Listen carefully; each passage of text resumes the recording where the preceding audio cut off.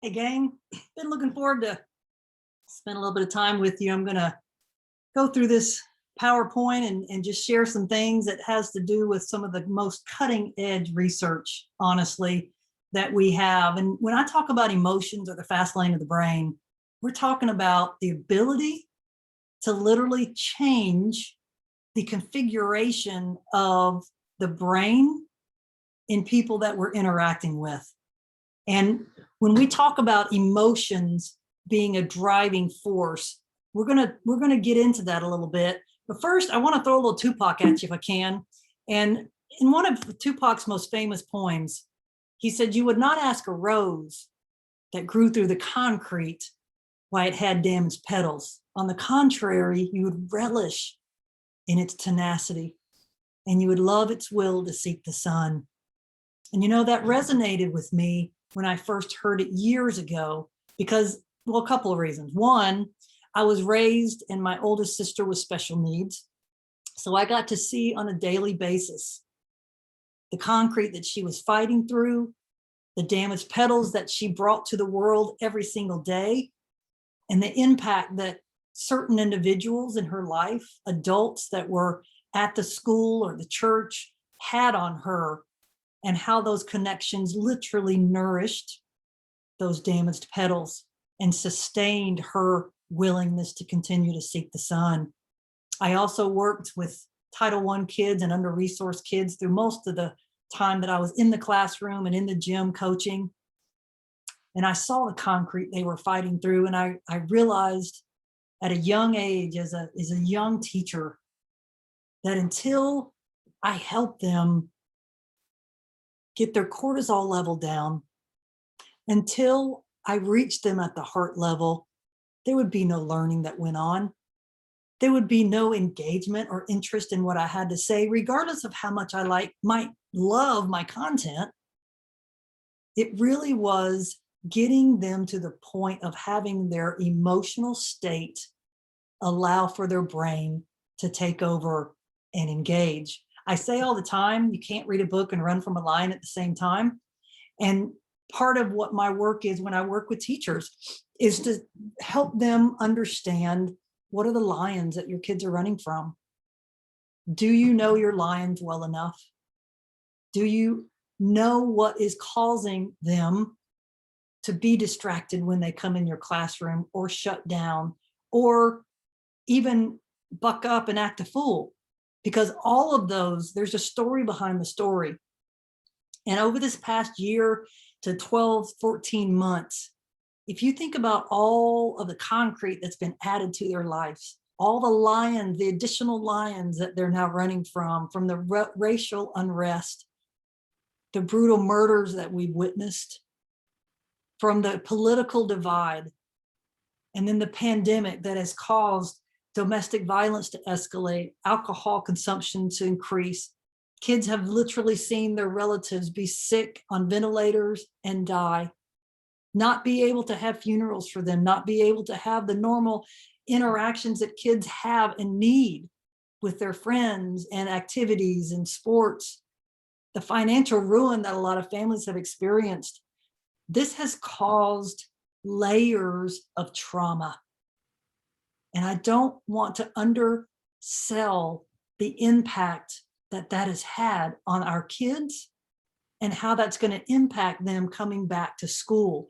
And so I really want to share this piece right here with you as far as helping with our approach as we come into the new school year in July and August.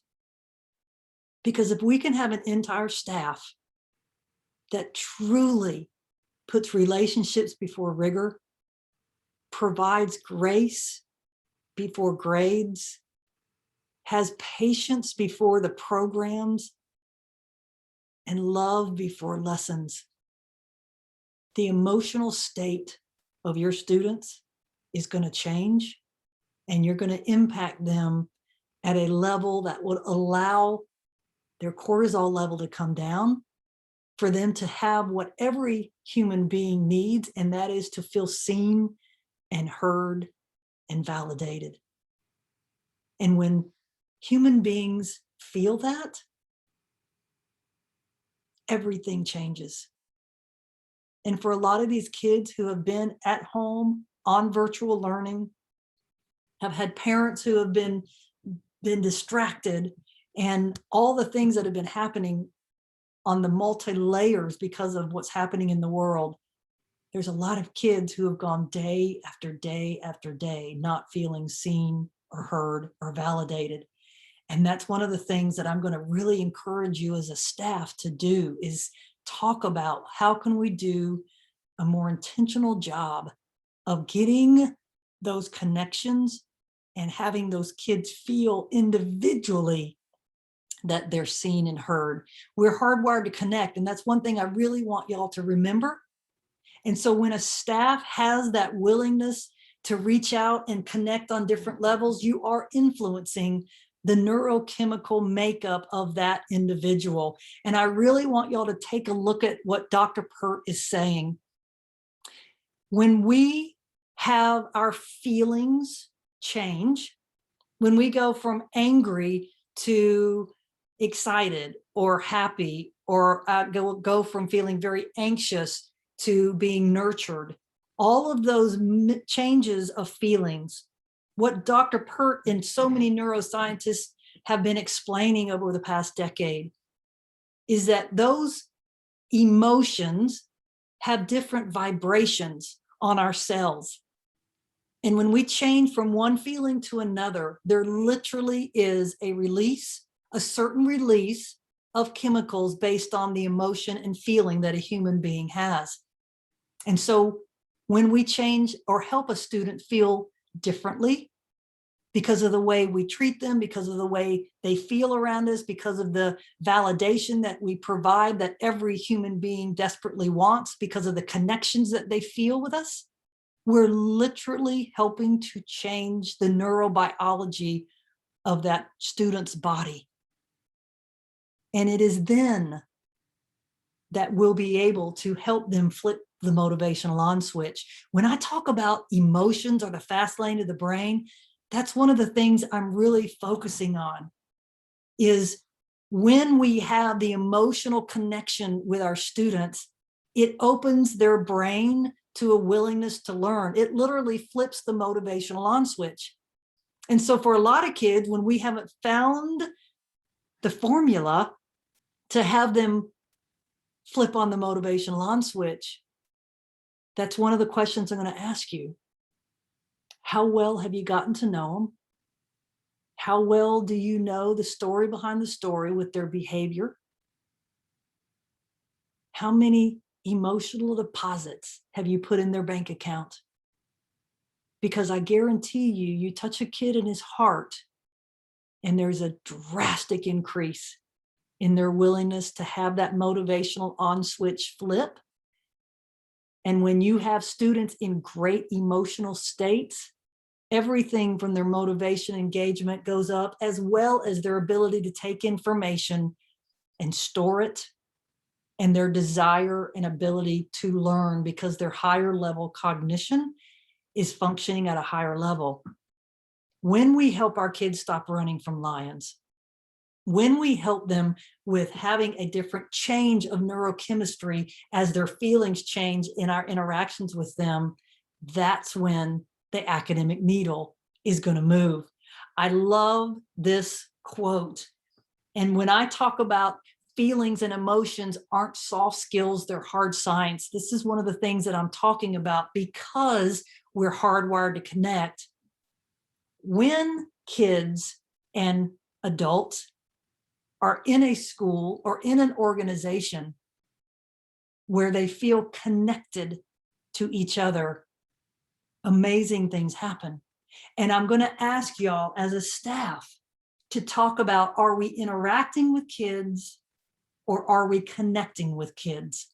And I'm going to give you an example of my own personal life about the difference in interacting and connecting. I go to the YMCA here really early in the morning, and there's a lady there named Patty, and she has done a great job at memorizing people's names. And so she calls everybody by name. But Patty is just interacting with people as they come in, because she's not connecting with them on an individual level. She says, "Good morning, Tara." And it is rote, and she doesn't make eye contact. And her enthusiasm and energy is really low. And so every time I go in, I just wish that the leadership could help her understand, you know what? Just a couple of things, if you would do intentionally, you would go from interacting with people as they come in to slinging dopamine and connecting with people. She could be a world-class dopamine slinger because she is so phenomenal at remembering names, and names are one of the things that do help release dopamine if they're done in a way where it feels like I've connected with you when you've used my name. And so that would be one of the things that I would ask you as a staff and as individuals. Am I interacting or am I connecting? You know, when I work with support staff, we talk about this. You can sling dopamine along with serving green beans in the cafeteria. That's connecting. Or you could just interact and serve green beans. And so that level of intentionality is something that has been profound in businesses all over the world. I'll share with you a couple of stories. And this one was in the 1980s, and the Scandinavian Airlines was about to go under. And they were last in some pretty important components of being a successful business. One, customer service last, dependability last, profits last. And so they brought in this expert named Jan Carlson, and they said, yeah, we need some help because we're about to go bankrupt.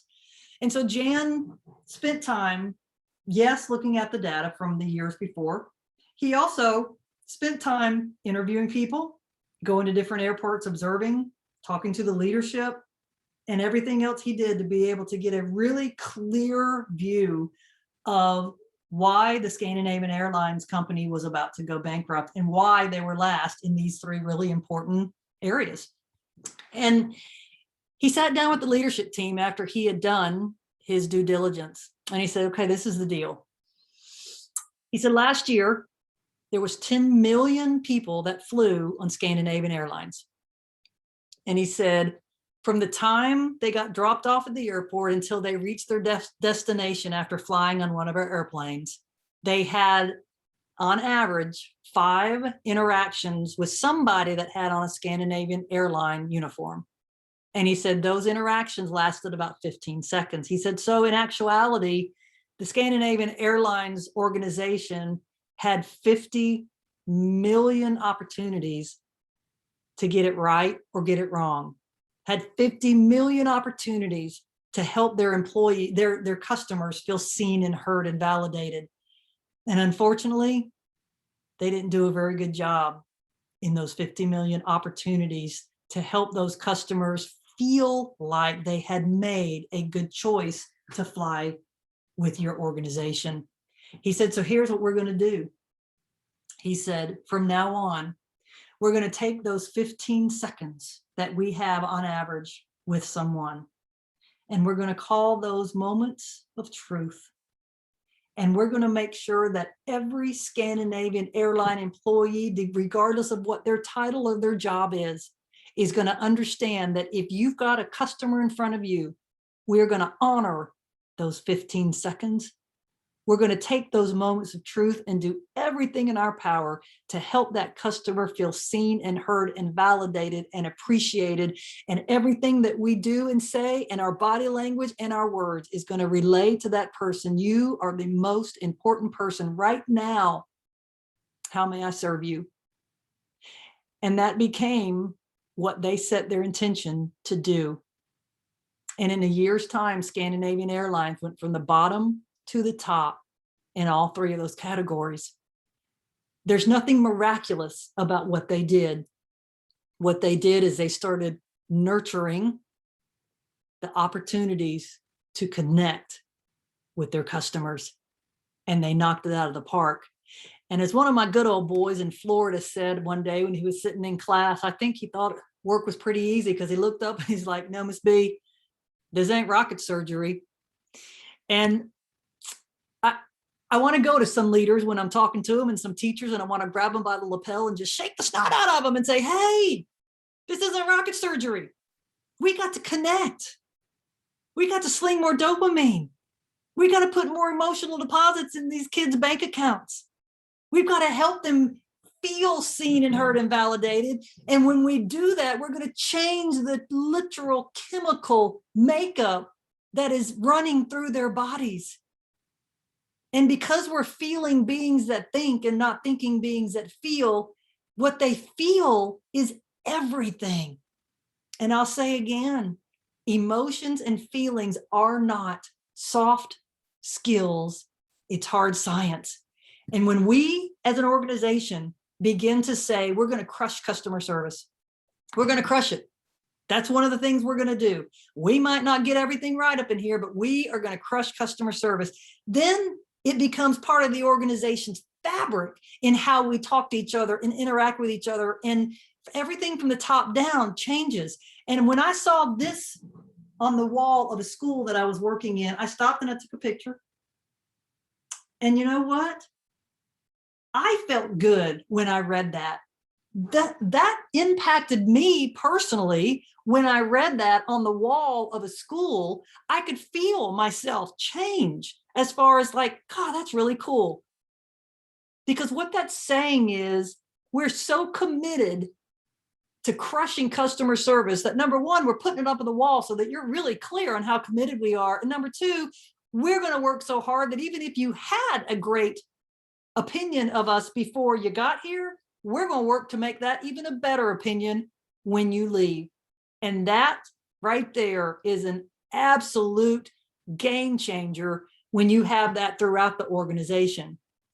One of your no matter what that I want y'all to really focus on is, as a staff, thinking about what can we do to make sure that when a parent or a student walks onto our campus, walks through that front door, walks up to the front desk secretary, walks past the custodial staff in the hallway, that they feel emotionally safe and honored and welcome.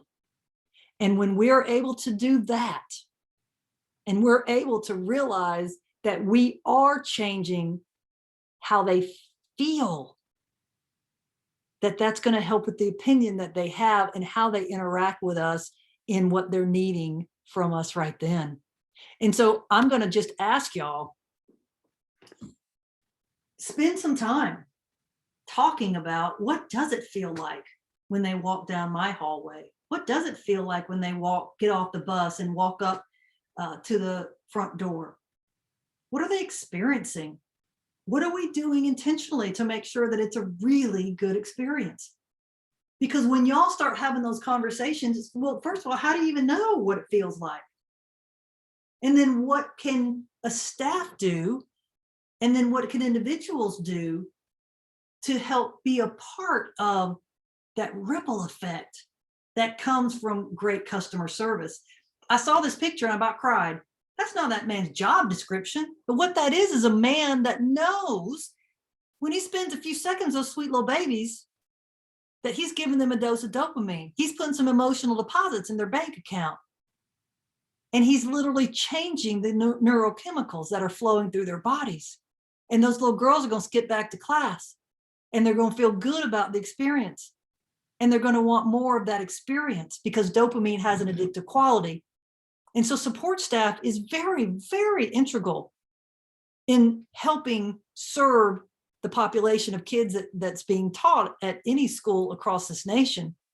And sometimes we forget that the littlest of connections could be the most profound. If you've not ever seen this book, Mentors, Masters, and Mrs. McGregor, I'm going to ask that you get a copy. I've read it from front to back. The author asked people all over the nation, famous people, not famous people, to just write her a letter and talk about a moment in their educational journey that had an impact on them. And there's long letters and short letters. And there's one letter in there that was about 3 sentences long. And all it had at the bottom was 50-year-old anonymous. And I thought when I saw that, wow, a 50-year-old person stop their life long enough to send this author a letter because something happened that was so profound for them. So I don't even know if it was a male or female, but this is what the letter said. In third grade, my music teacher noticed me. She smiled at me and acknowledged that I was there. This was unlike any other teacher I had had or my parents. That feeling has stayed with me my entire life. What I'm going to ask you to do as you prepare for this next school year is to not allow that your list gets so long, that you get so entangled in all the to-dos that we miss those opportunities for little connections. Because for some kids, that time with you might be the only opportunity they have to get a dose of dopamine or be acknowledged as even being there. And it's that water on those damaged petals that give kids the determination to keep fighting through the concrete of their life and seek out the sun. I had another story I wanted to share with you. This was when one of the last in-person trainings that I did last year. And we were talking about how the unpredictability of everything, depending on your personality, really could rock people's worlds.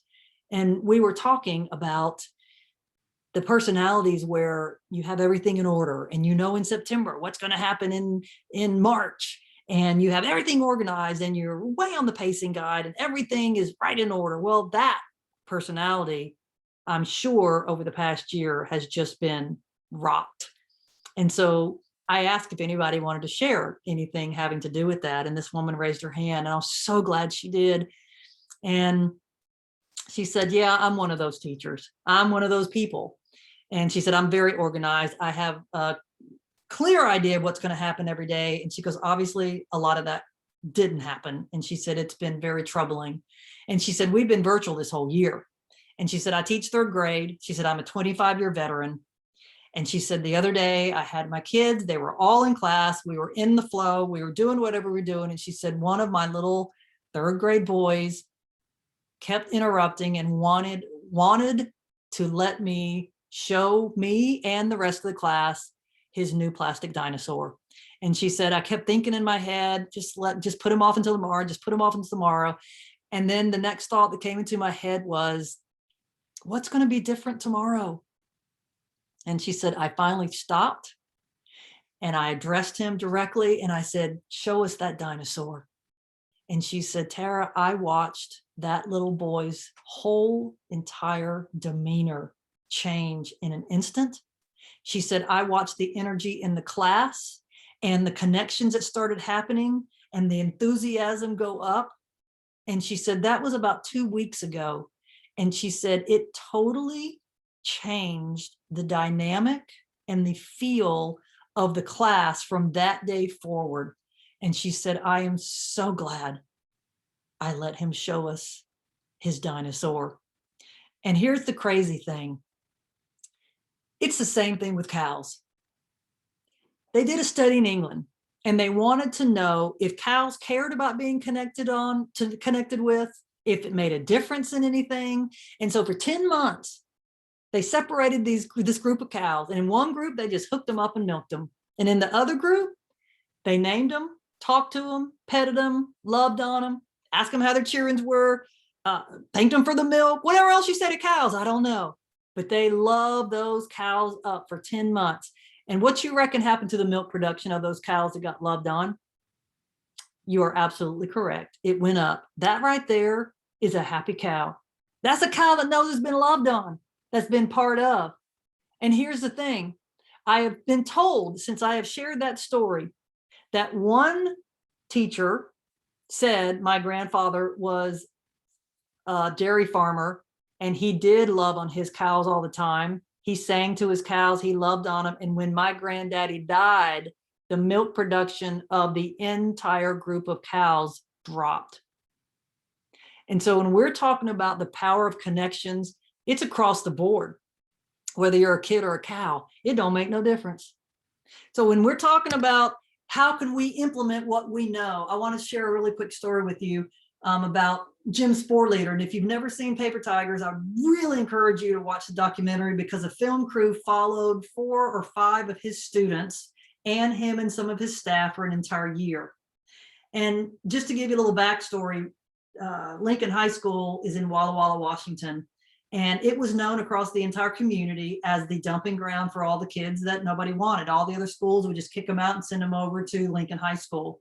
Jim Sporleader was a 25-year veteran, and he was a very my way or the highway kind of a guy. He was very legalistic when it came to, you did this, this is the punishment, and there was no gray. It was all black and white with him. Well, he got sent over to Lincoln High School to try to get a handle on things, because it was just a big old hot mess. And he said that for the first 2 years that he was just banging his head against the wall because kids were acting up, he was kicking them out. And so they'd be out for 3 days, 5 days, come back, the same thing. There was high gang situations, there was drugs, there was high A scores. It was just a really horrible situation. And he was making no gains and no progress whatsoever until he went and heard Dr. Medina speak. And Dr. Medina is a neuroscientist that talks a lot about emotions in the brain and the amygdala and the prefrontal cortex and motivation and learning. And Jim heard him and realized, OMG, we've been doing it all wrong.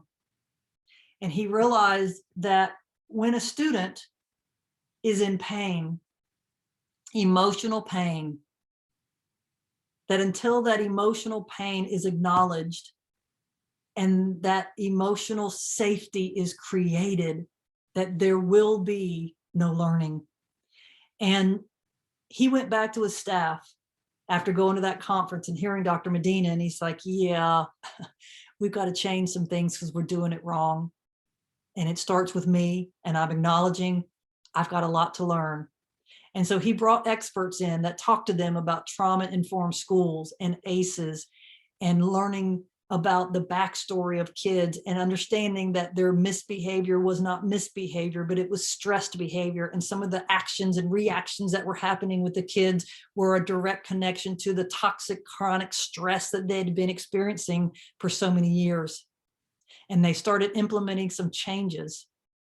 And he says in some of his talks that I've heard and in his book, that if you want to move the academic needle, that it starts with placing relationships in front of the curriculum, building relationships with kids on a very personal one-to-one level, so that they begin to, after so many emotional deposits, feel a level of emotional safety, so that you can begin to unravel some of the behavior that's getting in the way of them being able to learn and progress. And in 1 year's time, the numbers bear it out. It was a dramatic change.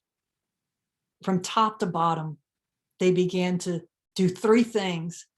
And I want y'all to get really, really clear and have some come to Jesus meeting with yourself and ask yourself, how am I doing on those 3 things? Because this is what they were instructed and taught and helped to realize. If I am able to do these 3 things really well, I'm going to be able to reach a whole lot more kids. And this is one of the greatest growth opportunities that I've found with a lot of educators, is number 1. And that's not taking anything personal. So you mean a kid drops the F-bomb in my class and storms out, and I'm not supposed to take it personally? Yeah, because that kid dropping an F-bomb and storming out of that class was a neurological, cortisol-driven response. Does that child need to be held accountable? Absolutely. But when we as the adults are able to understand a lot of the behavior is stress related, and that when the amygdala gets fired up, all bets are off. All bets are off. When we're able to understand something triggered the amygdala in that time frame, and it went into fight, flight, or freeze. And if we're able to take ourselves out of the equation and understand this doesn't have anything to do with me, And I'm not going to let this damage the relationship and destroy all of the emotional deposits that I've already put into that child's bank account. I'm stepping out of the equation. I'm going to deal with what I need to deal with his behavior. But right now, I'm just not going to take anything personally. And then the second thing was I'm going to continue to model positive adult behavior. And I know that we can all have moments of cringing when we look back on a situation that we wish we could have hit the rewind button and go, wow, I did not handle that very well. Either your tone was sharp, or you made an assumption, or you reacted in a way that you wish could have had more patience and more grace and lack of judgment. And so the second thing that the staff at Lincoln High School was taught was that they were always going to model positive adult behavior. For a lot of these kids, that would be the only model that they'd seen in a positive nature. And then the third thing was to ask questions and actually listen. And Jim said that was one of the biggest areas that he had to work on, was to allow that child's cortisol level to come down and then provide them an environment that was emotionally safe and ask them what was going on. And some of the stories that he shares of what was shared with him as that level of trust was built was really profound. And that's where the real change started happening. And the test scores went up and the attendance increased and the drug use got better, and all of the different ways that the wraparound services were allowing for those kids to have that pain addressed and worked on, and allow for that to be in a very loving, nurturing, non-judgmental environment. That's when the test scores and everything else started skyrocketing. And that's why people wanted to know what in the world is happening over at Lincoln High School. So allowing for those things to be part of your journey is something I'd greatly encourage. Another line in the sand, another no matter what, is I want you to think about becoming a world-class dopamine slinger. And what I mean with that is what you can do to sling dopamine or get dopamine released into the bodies and the minds of your students and colleagues, because we all need it. And there's some great benefits to dopamine. One of the things that you can do is just smile. I've worked with teachers. You couldn't lay $100 bill on a table and get them to smile. I'm going to encourage you to think about, do I not smile when I'm more stressed? Because sometimes we have to have that internal conversation with ourselves and think, man, I really need to show more teeth. Or I'm betting that you've worked with some teachers that you're sitting there going, I don't even know if they have teeth. They never smile. They're just miserable. Because when a child can consistently trust what they're going to get from you, that also helps with the emotional stability and safety of a child. Now, I've got a few things listed here, and I've got a handout that's available about dopamine and what neuroscience is saying about all the great benefits. But you can see from this, from improved moods to increasing attention, and folk, good grief, this generation, they have the attention span of a gnat. So anything we can do to improve their attention and focus, I'm all about it. The cool thing with dopamine, and I really want you to hear this, when dopamine is involved in the learning process, the brain literally releases dopamine, and the dopamine is poured over or bathing the neural connections and the synapses switches. So dopamine is getting poured over the neural wiring for that piece of information that's going to get sent into long-term storage, hopefully. And when that dopamine is present, it speeds up the relaying of information, and it helps to get it into the part of the brain that's going to store it into long-term storage. That's a beautiful thing. So when I hear cranky teachers talk about, oh, all they're doing in that classroom is they play music all the time, or they're up out of their desk all the time, or I hear laughing all the time, you know what I'm thinking? Dopamine, dopamine, dopamine. Because music releases dopamine, movement releases dopamine, laughter releases dopamine. Look, I taught history a lot of years to high school students at 7:05 in the morning. Y'all think about that. There's not a teenager on the planet that wants to be awake at 7:05 in the morning. So I'm one in the hole right there. Teenagers in history. History has not been the go-to subject that kids love to go to. So I'm two in the hole before the tardy bell ever rings. Teenagers, they're thinking about sex every 5 or 6 seconds. So before the tardy bell rings, I'm 3 in the hole. I better bring something up in there other than, oh, I just love history. And what I brought up in there was, look at that last one. Dopamine has an addictive quality. I wanted kids to be addicted to what it felt like when they came to Ms. B's class. That's what I wanted. I didn't even know about dopamine back then. I didn't know about any of this because we didn't have the neuroscience to back up what I'm saying right now. But I knew that if I ever was going to flip a motivational on switch with a kid that hated history, it was going to be because of me. It was going to be about how they felt when they came into my classroom and how they felt about me. So it was on me. It was my responsibility to get them to where they liked coming to my class. And so I tell teachers all the time, it has an addictive quality. Your brain literally, when a brain gets a surge of dopamine, it makes a mental note and it literally is saying, ooh, I want some more of that. Whatever it is that released that piece of dopamine. And so dopamine has a double-edged sword. It's a double-edged sword because we're seeing a rise in porn addiction. We're seeing a rise in gambling addiction and video gaming addiction and social media and cell phone addiction.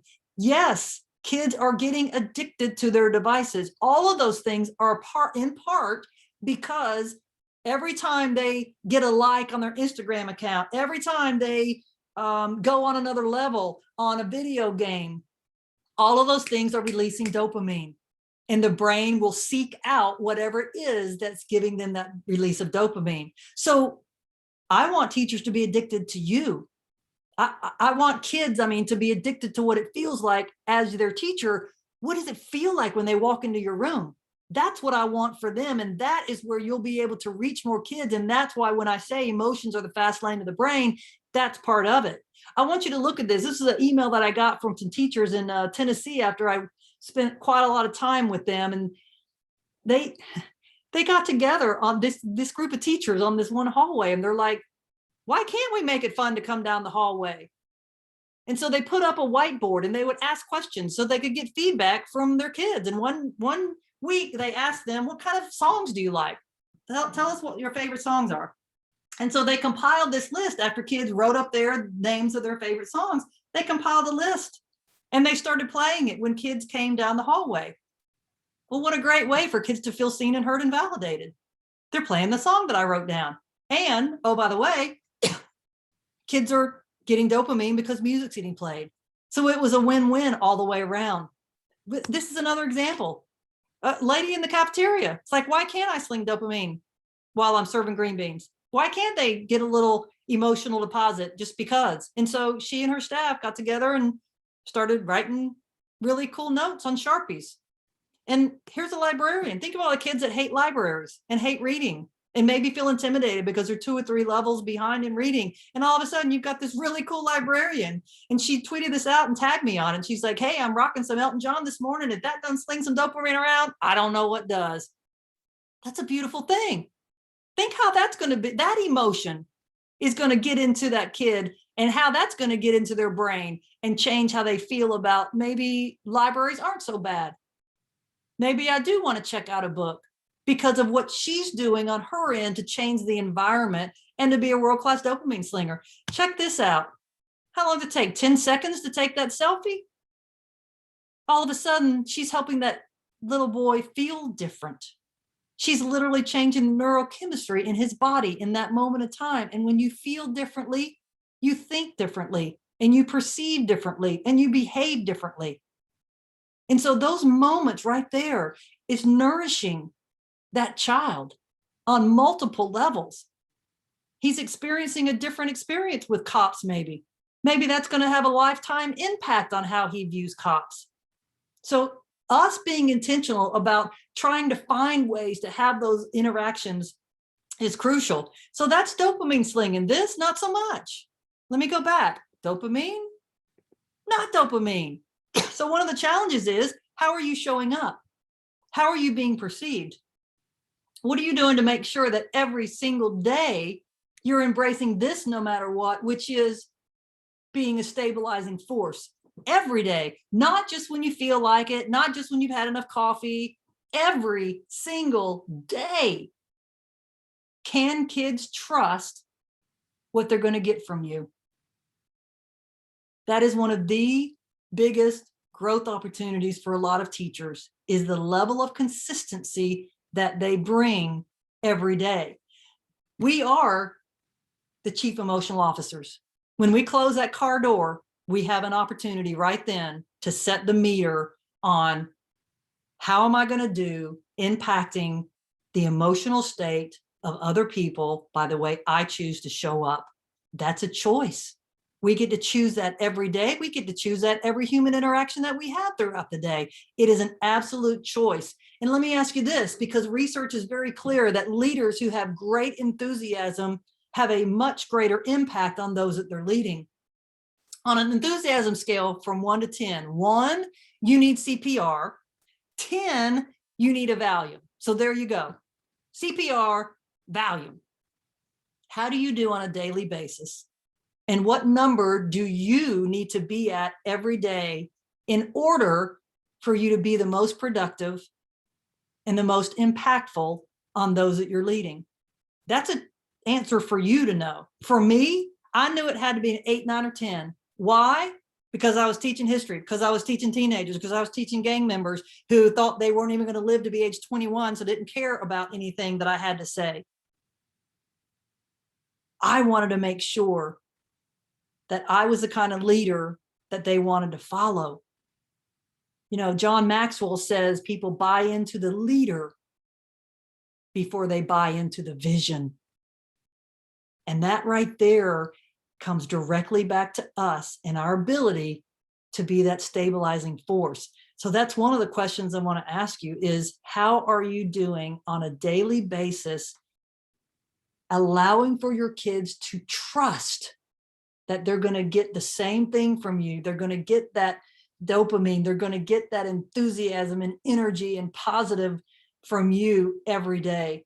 Part of it has to do with how well you're keeping your Zen on. And I want you to get a picture of that in your mind. And I want you to know that that's your goal every day. When you close that car door, do you have your Zen on?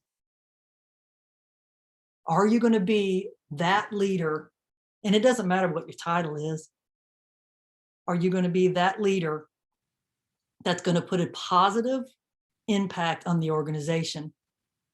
When you close that car door, are you committed to making sure that your energy and your emotional state is going to have a positive impact on everybody that you interact with?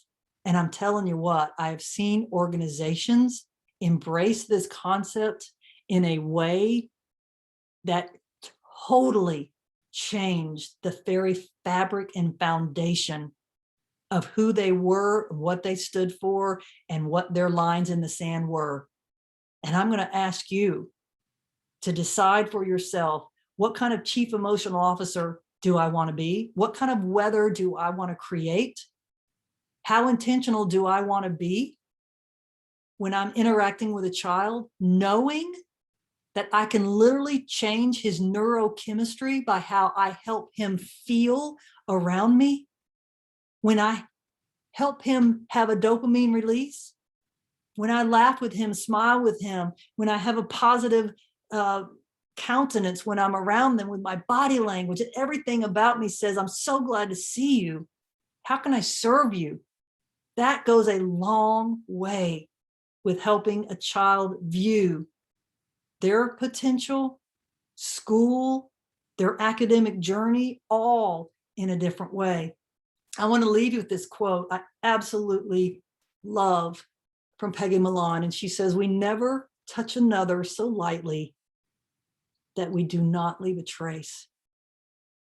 And I'm going to ask you, you decide, what is that trace that I want to leave on every human being and every interaction that I have throughout the school day? And I'm going to ask that you commit to making sure that every person's day is better because they interacted with you. And I guarantee you the academic needle is going to move in the positive direction. Thank you so much for what y'all do every day. Be very clear on the leadership footprint that you want to put on your organization every day, and y'all go out and crush customer service. Thank you.